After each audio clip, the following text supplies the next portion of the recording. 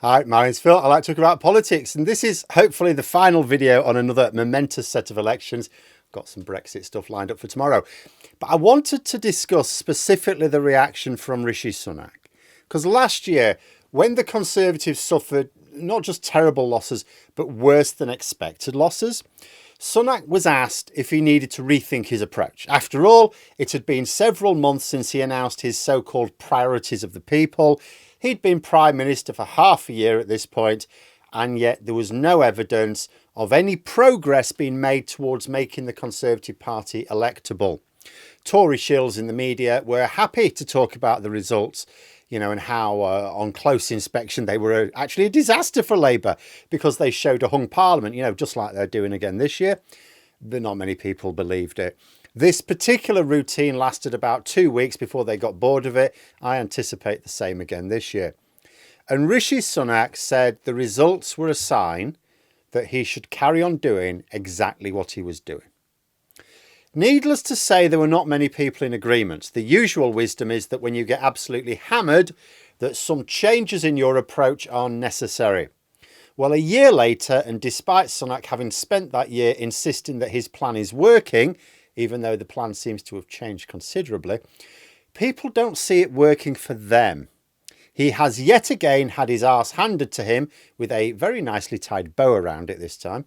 In fact, his humiliation was made all the worse by allowing the narrative to develop that Susan Hall could run Carn Close and that Andy Street would win in the West Midlands. Unless the Tories were absolutely convinced of both of these outcomes, they should have killed that narrative immediately.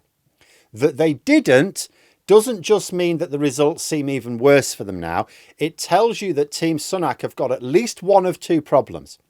First, that they genuinely thought the London race would be close and that they had the West Midlands one in the bag, in which case their analysts are idiots.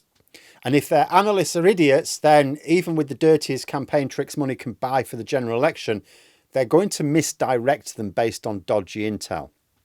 Or second, let's say they weren't idiots and didn't think they were going to run London close or had West Midlands in the bag, then it means they are useless at taking control of the narrative. Again, because it's the same people who will coordinate things for the general election, that means Sunak is likely to make a hash of the public debate during the general election as well. One of these two things must be true, because a competent team would not have allowed people to think the Tories were going to do better than they did under the current circumstances. The results themselves have been a disaster, as was the expectation management. And Sunak's reaction to all this, he said that Britain has turned a corner and the Conservatives are delivering for the people. He used this exact same line 2 months ago. It didn't work, as we can see from these results. Now, do these look like the results of a Conservative government delivering for the people? Nearly 500 council seats lost, which is about half the total number of seats they were defending. Beaten into third place behind the Lib Dems, losing 10 out of the 11 mayoral contests, including losing London by the second greatest ever margin, suffering the third greatest Labour to Tory swing in the post-war years in the Blackpool South by-election. If Sunak genuinely thinks he's delivering for people, then at least the people involved in the elections last week powerfully disagree. And there are two major problems with the way Sunak is deciding to react to the local election results. The first is that he is prioritising a false narrative over doing something to tackle the problems. When he took over from Liz Truss, he was happy to trash her legacy, and so it was easy to say he had things to fix. That gave him the freedom to actually make things better, at least for his party's reputation. But as we've seen, he didn't exactly take advantage of that freedom. He had potential, but he didn't use it. He got some things done. The Windsor framework was not nothing. Unfortunately, aside from the follow-up Horizon re-entry, he hasn't really done anything else. But the second problem is that he is refusing to get on the same wavelength as voters. Like, there's this trick you're sort of taught to do in interviews, like mirror the interviewer, their mannerisms, things like that. It subconsciously makes them think you're on their wavelength. Well, you sort of need to do the same in politics. You have to be on the same wavelength as voters. The perspective of voters is that everything is broken. The NHS, transport, cost of living, housing, even immigration, thanks to his stupidity and pursuing a nonsense narrative there. If Sunak is to win voters over, he needs to get them to think he agrees with them.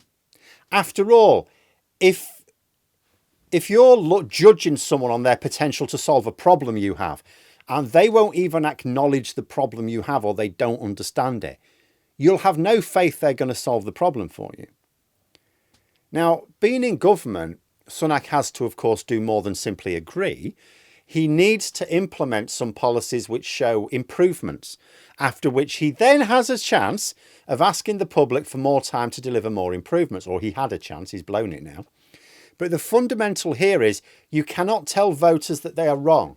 And Sunak is doing that by insisting that there already are improvements and that there aren't fundamental problems which need addressing further. Sunak is telling voters that they are wrong. That is not going to win them over. It doesn't even matter that sometimes voters are wrong. Sometimes they are. It doesn't matter. If you want their votes, you address their concerns. You do not tell them that they're imagining things. What do you mean you're cold and hungry? Shut up and eat your pebbles. This is not a winning strategy. And I think most Conservative MPs must surely know this. Surely they must realise that being at odds with voters is a recipe for disaster. So although I get that Conservative MPs do not believe that replacing Sunak is viable now, couldn't they at least save him from himself? Like, they made a mistake. Okay, they supported Sunak in the belief that someone who was disciplined and sane, in stark contrast to Johnson and Truss, would somehow be an actually effective campaigner for them. They thought, oh, he doesn't drink, doesn't party, and he works long hours. Brilliant. You know, as opposed to someone who ended up just being as bad, but in a different way. Mistakes were made. You can't turn back the clock. But why are Conservative MPs just sitting there while Sunak tries to face down the public? Why are they letting him tell voters that his plan is working when it clearly isn't? Because by insisting that he's sticking to his plan and that his plan is working, what Sunak is actually saying is he's not going to do anything differently, and that because he insists the plan is working, whatever benefits you're getting from the plan, you already have. Don't expect anything better to come along, at least not with him as Prime Minister. This message is not in the interests of Conservative MPs, so why are they allowing it?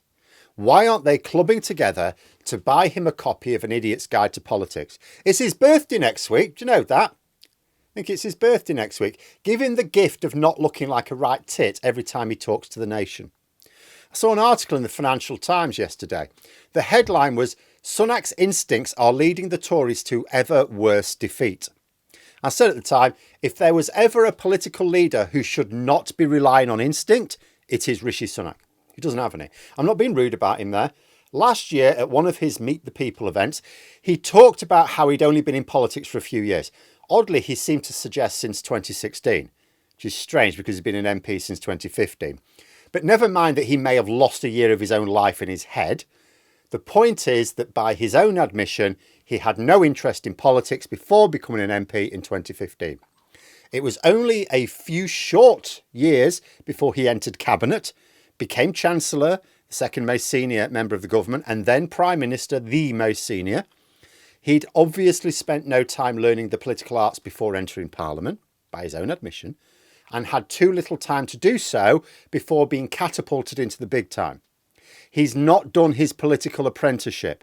He hasn't honed any political instincts. Bereft of these instincts, he wasn't sunk. It's not that he had no chance. He should have done what Boris Johnson did. Boris Johnson, when he decided he wanted to become Prime Minister, took a long run up at it. He gathered good advisors who helped him develop this alter ego, Boris Johnson, the one we see in public, not Alex Johnson, who he really is in private. Sunak should have done the same. He should have amassed experts, ones who would tell him he's wrong and what to do to present himself as credible to the public. But Sunak got wrapped up in his own hype. He became popular because of the furlough scheme, something that was developed by others and he simply signed the approval papers for. He failed to understand that his popularity in 2020 had nothing to do with him, He was a beneficiary of circumstance. So he surrounded himself with posh yes men instead, believing that he knew what to do and that he just needed a few people around him to act as entirely harmonic sounding boards.